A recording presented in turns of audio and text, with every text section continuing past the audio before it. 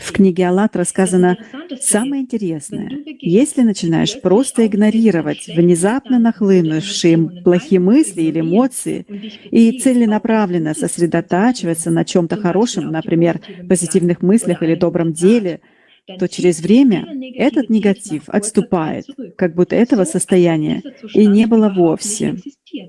А если поддаешься плохому состоянию, начинаешь себя жалеть и так далее, в общем, отдаешь свое внимание отрицательным эмоциям, то такое состояние только усугубляется и начинает в тебе жить, точнее, как паразит, отравлять твою жизнь.